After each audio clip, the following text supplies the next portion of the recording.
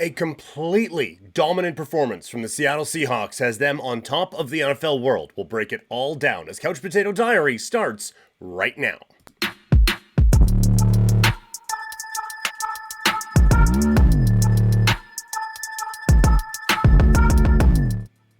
Welcome everyone to Couch Potato Diary. My name is Peter Klein. Thank you very much for hanging out today. As always, we're presented by Sea of Dead. Head over to seaofdead403.ca and grab all that great Calgary swag with some more stuff coming soon. So this one, again, obviously a taped version. For those of you who are listening in podcast form, they're all taped. That's how it works. But either way, not doing the live thing today, but still wanted to get something out because we went really hard in the paint on the Super Bowl and feel like we should put a nice, pretty little bow on it. So that is what we are going to do on this one today. Just break down this game from every different angle that we can find for it. So that's what we're going to do. If you want to share this with your football fan friends, that would help me out a whole lot. I would really appreciate that. If you're watching on YouTube, the share button's like right there. It's like there. Sorry. Just click it. Send it to a couple people you know. And while you're there, hit that like button. And if you haven't already, hit the subscribe button. If you have, then you don't subscribe. And I don't want you to do that. So please don't. All right. Let's get into it. Super Bowl 60 is now in the books, and it was an ass kicking as the Seattle Seahawks beat up on the New England Patriots. How did it happen? Did we enjoy it? Let's find out and break everything down, shall we?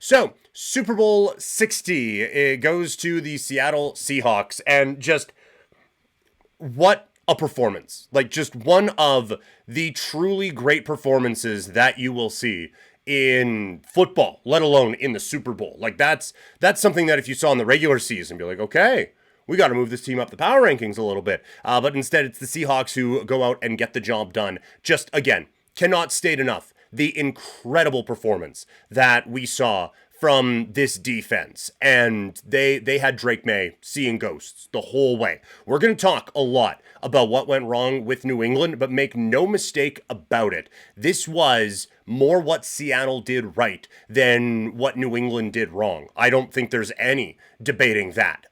This was dominance. There's no other way to put it. And they had Drake Maye seeing ghosts. Even when there wasn't pressure coming, he felt like he was under pressure. I joked about it on the radio out here in Calgary today. It felt like his first read was to his left tackle. Like, all right, down to Omaha, hut, and drop back. And instead of look for receiver, it is hut. And he goes, and first check is to the left tackle. Like, all right, how much time do I have before I'm getting killed? Shit, I've already got hit. And he would check, and then, okay, what's going on? Where is anything that's happening? And it wouldn't really work. I'm dropping my pen. That's how stressful that situation is. I have said a number of times, when a defense can get pressure to the point when even they're not getting pressure, the quarterback feels rushed, that's elite. That is ass kicking at the finest level. And that's what this defense was able to do. And then on top of that, they were able to completely shut down the run game. There wasn't a whole lot of help from Ramondre Stevenson. There was not a whole lot of help from Henderson either, giving them anything to give this defense any reason to back off at all. And then Seattle mixed, I thought, their coverages and their pressures very, very effectively. Where, like last year, it was Philadelphia making a statement, getting after Patrick Mahomes, only needing to rush 4. That was the dominance that they did. This was not that. They got there a lot, only rushing 4. But there was also, like, that Witherspoon blitz was lethal. The Patriots are going to spend all offseason going just like, what the was that thing that happened?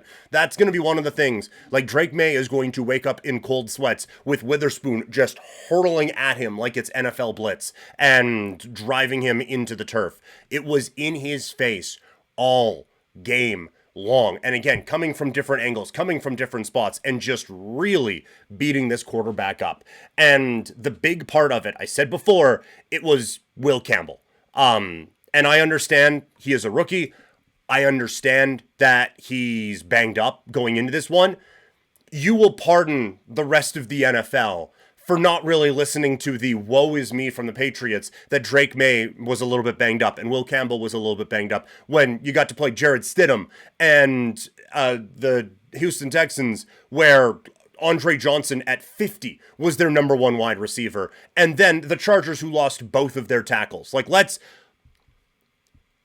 not go down that path, shall we, Patriots fans? So yes, like, Will Campbell could develop from this, could learn from this. I don't even know if I would fully 100 support booting him from your starting lineup next year, but there is no other way to put it.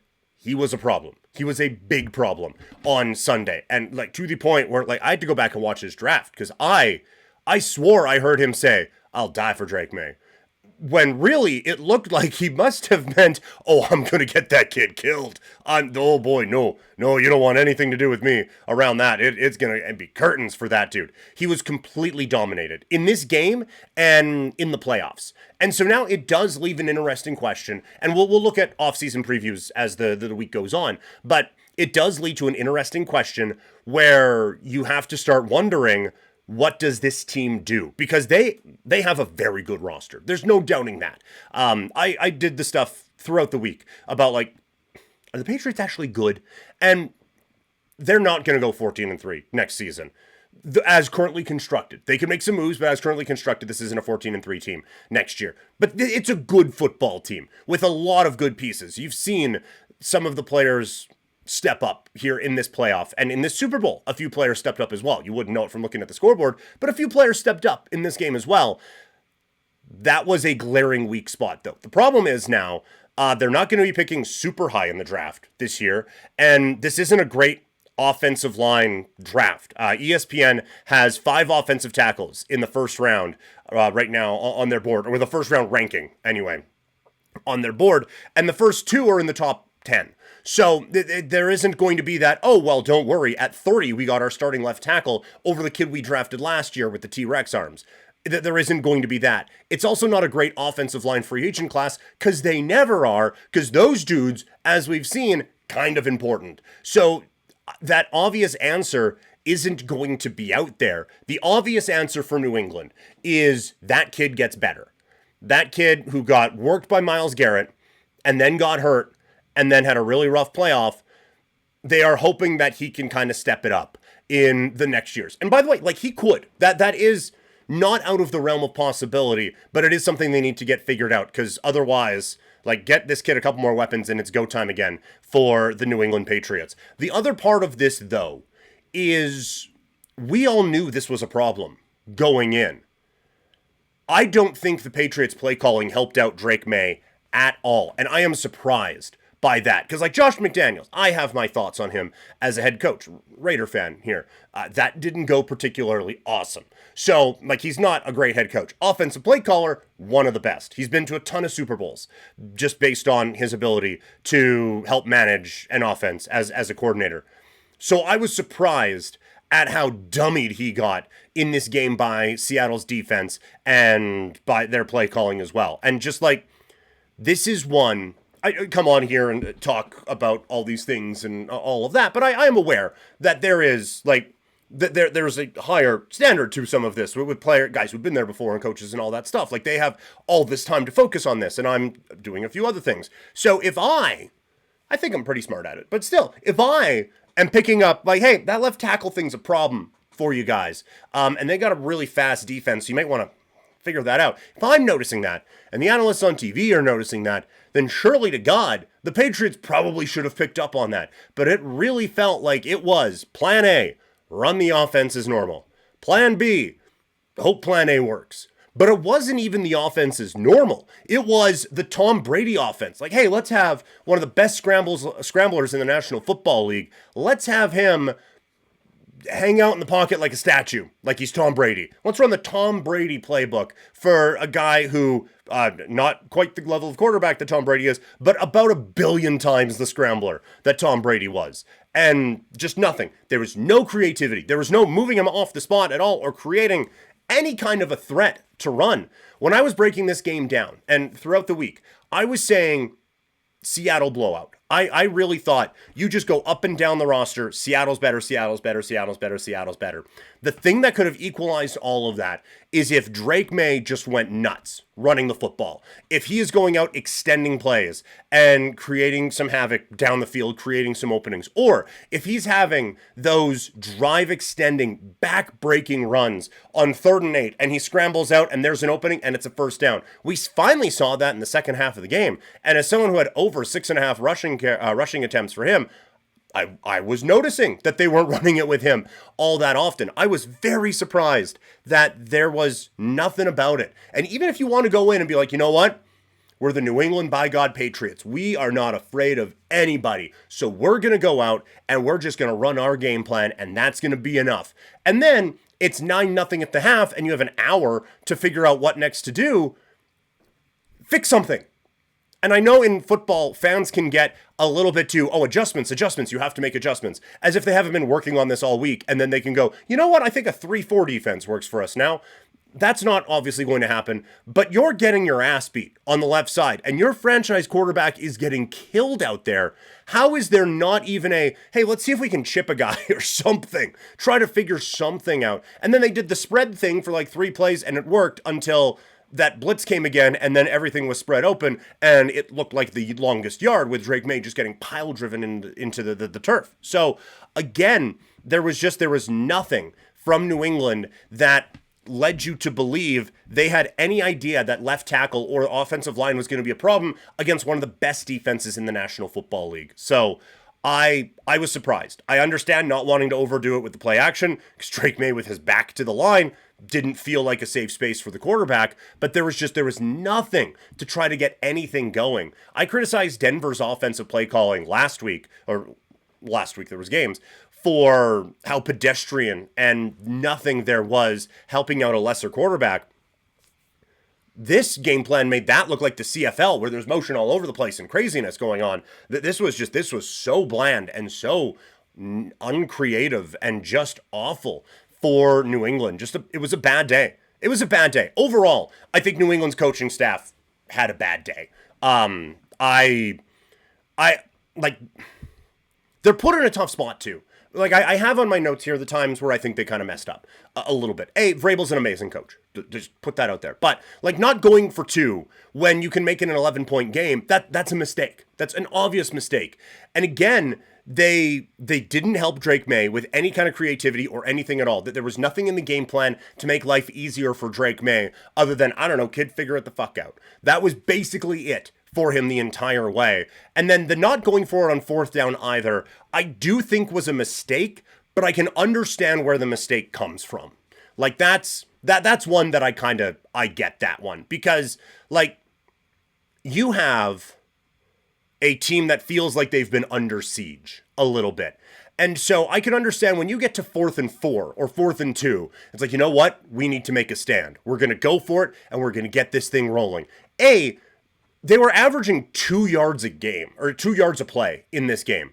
So I can see why, until they went on the big run in the 4th quarter with the garbage time stuff, but you can see why they wouldn't exactly feel great about trying to go out and get it on 4th and 2. And then even if they did, to what end? Like, maybe you get a spark and maybe it does get something going. That can absolutely happen. But the way the game was going, all you were doing if you went forward on 4th and 2 was just giving yourself the lovely honor of getting whooped on for 3 more plays before you'd have to punt it again. So I can understand some of the decisions of not wanting to do that. And I do think a lot of it comes down to, and we'll talk about him in a second, I do think a lot of it comes down to hoping that the Sam Darnold of old would show up. Like, our offense isn't getting anything done, so the phrase we've been hearing for a bit, any drive that ends in a kick is a good drive. Just kick it away, kick it deep, and if they're going 87 yards, that is 87 yards worth of space that our high-level defense has to try to make Sam Darnold, who up until 18 months ago was a laughingstock of a quarterback, we have 87 yards to make that guy make a mistake. We're going to bet on that. And I do think that was part of the game plan as well, especially once it became clear this team couldn't move the ball for a lick, and Seattle just was completely dominating. And then the last part of it too, I don't put it all on him, but Drake Maye wasn't great either. This was not a game where he showered himself in glory by any stretch of the imagination. I'm getting on them for the lack of scrambling and stuff like that. Dude wasn't leashed to the line of scrimmage. He could have gone out and done that as well. But again, there was no time. And the pressure was coming from everywhere. And like I said, his first look is looking behind him to see how his tackle is doing. And then he has to get reset. Like I am kind of exaggerating it. But that is something you would see sometimes, is just a quick little and now you have to figure out where this quick defense is and where everything is going.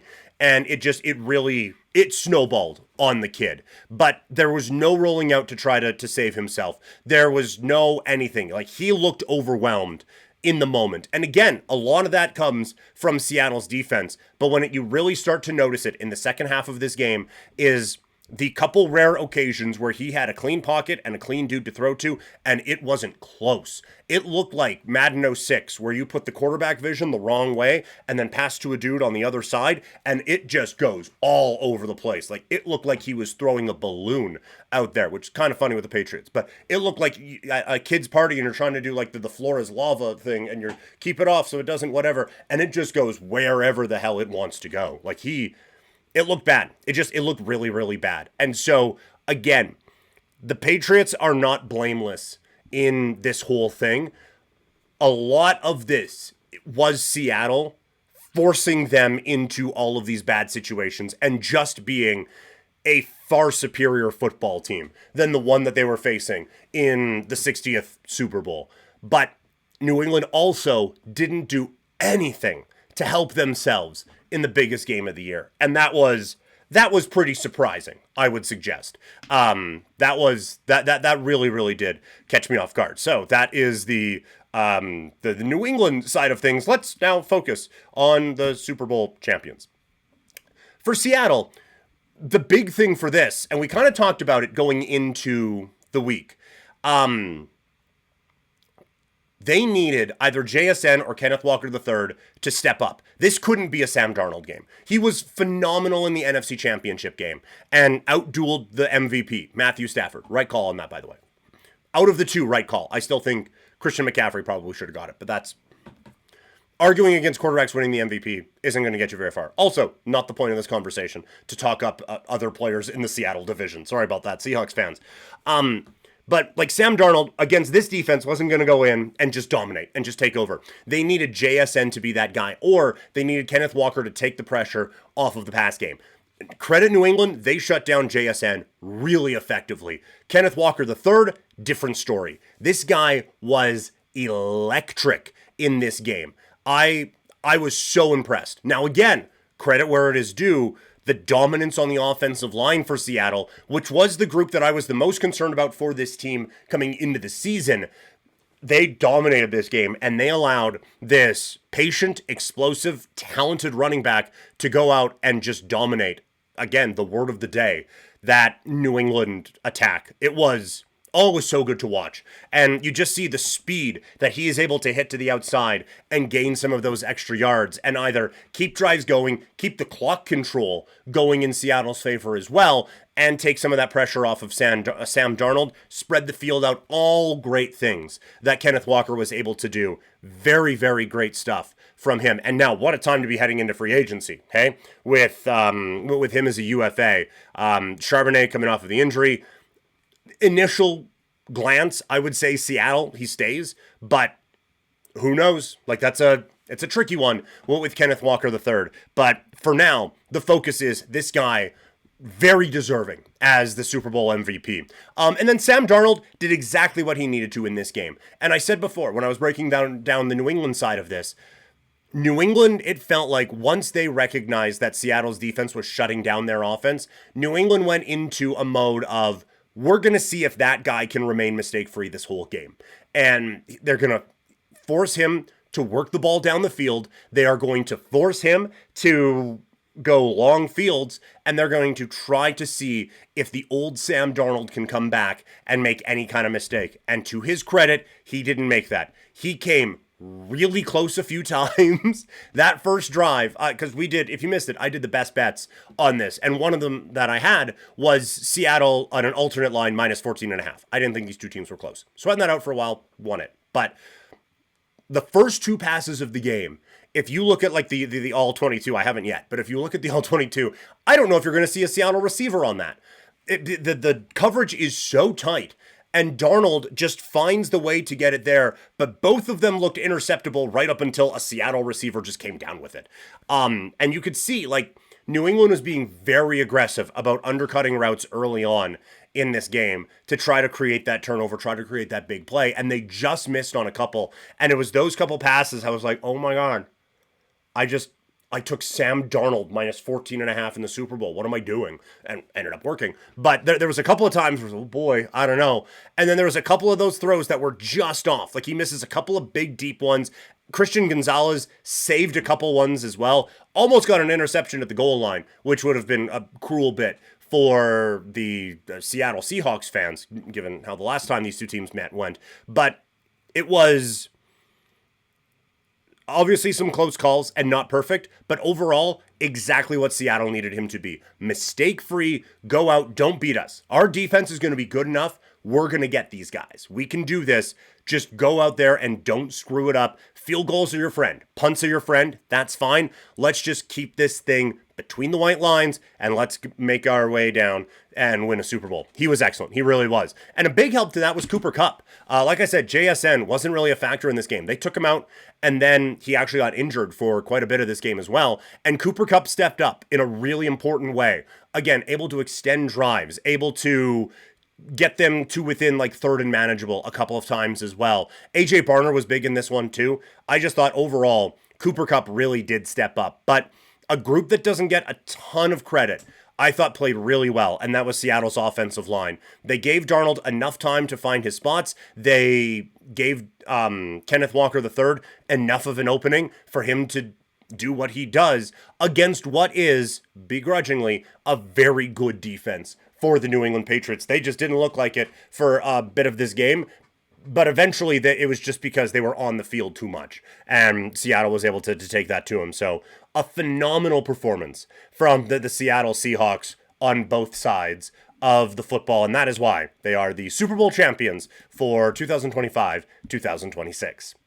Some other Super Bowl notes, Bad Bunny, that was really fun. Like, I know that this has turned into a big thing, and there are some folks who look like me who maybe didn't appreciate it as much. But I thought it was fun. Now, I didn't know any of the songs that they played. That's a me thing. That's not a him thing. I didn't know any of it. I didn't understand any of it. I understood Lady Gaga because that's, my language and stuff. But it was so well produced, and it was such a vibe. It was such a great time. Like, I don't mind listening to music where I don't understand all of the words. I know a couple very important ones in the Kendrick Lamar one, and there's a point where everyone sings along, and we all know that part. But I basically know enough of the Kendrick Lamar songs to know when I am supposed to not sing, if you know what I mean. But that's basically the extent of it. I don't need to sing along with all of these for a couple of reasons. One, I'm there for the football. Like, the Super Bowl halftime, I know that football fans would like this to go, all right, well, an hour and a half to 2 hours of football is done, but now, hold your horses, here's something for the football fans. But that's not really what this is about. It is something to bring extra eyeballs in. It is something so that while my wife is in the room watching TikToks, she will look up from the TikToks and watch the television for 20 some odd minutes. It is for the people who aren't necessarily big into the football, but who know who that person is. And whatever your issues may be with Bad Bunny, the fact is, that is the most streamed artist on the planet who just won the Grammy for Album of the Year. So, checks the box that they are looking for. They are looking for the wider audience. It is not for the guys who are, or girls, who are coming on and breaking down the all-22 and talking about blitz packages and figuring out ways to get receivers open. It is for the Super Bowl party. Who's the halftime show? Yeah, okay, I'll go. And trying to get a few more of those eyeballs on the product for as long as they possibly can. So, my opinion doesn't really matter on the Super Bowl halftime show at all, because it ain't for me. They got me with that football thing that they do kind of around the whole thing. But then, like, you watch it, and it's just like, it was so well produced. It was so much fun. The vibes, immaculate. Like the dancing and the music, like all of it, it was a really, really fun time for 20 to 25 minutes. And I get, like, even if you watched it for the right reasons and weren't entertained by it, like, that's going to happen. The music is subjective. It's for everybody, right? Like, there's different music for different folks all over the place, right? And everyone likes to think that their playlist is the most eclectic, and then it's not. But it's not going to be for everyone. But if you just decided not to watch it just because, you really missed out. Because it was a really genuinely fun time for me, and I think for a lot of people as well. The other part of the Super Bowl, I thought the broadcast crew crushed it. I thought they did a really good job. Collingsworth, I thought, was on top of his game. I thought pointing out a lot of little things in the Drake Maye stuff, a lot of stuff on the protection, really focusing on the main story of the game. He was locked in and doing that. And Tirico is one of the best in the business. And now the dude's on a plane on his way to Italy to go rock out with the Olympics for the next 3 weeks. So just an incredible job by the NBC team. And overall, like, the game itself, it was not the most interesting football game. But I thought the first half, it was just amazing defense and pure bewilderment at the dominance that we were seeing, albeit with 3 field goals. The third quarter, we started to drag a little bit. It's a lot of punts and a lot of not anything happening. And then in the fourth quarter, we started to open up when that dominant defense turned into turnovers and big plays being made and stuff like that, instead of just near misses on the offensive side. So overall, I think it was a fine football game. It was not the dramatics that we had and were spoiled with for a long time, but it was a good football game and a great viewing experience to cap off an amazing playoff and a pretty good NFL season. So, what did you guys think? I know a lot of opinions may vary on the halftime show, on the Super Bowl, on all of it in general. Let me know what you thought in the comments, or if you're listening to this, hit me up on social media. I am at Primetime Klein on everything. TikTok, Threads, Instagram, Blue Sky. I don't think I'm missing anything.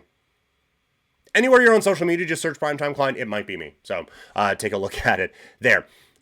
That's going to do it for Couch Potato Diary today. Thank you all so much for hanging out today. As always, we are presented by Sea of Dead. Head over to seaofdead403.ca for all that great Calgary swag. Normally, we do stream these live, but that schedule is going to be changing here for the next little bit. Can't guarantee when the next one is, but I am trying to figure out how we can get more of those going now that I'm a little bit more regular on the radio out here for the next month or so. If you enjoyed this, but would like it in maybe a bit more of a convenient form, say wherever you go, check it out in podcast form. Just search Couch Potato Diary on Spotify, on Apple Podcasts, or wherever you get your podcasts. So thank you guys so much for hanging out today. Have a great rest of your evening, and we'll talk again soon.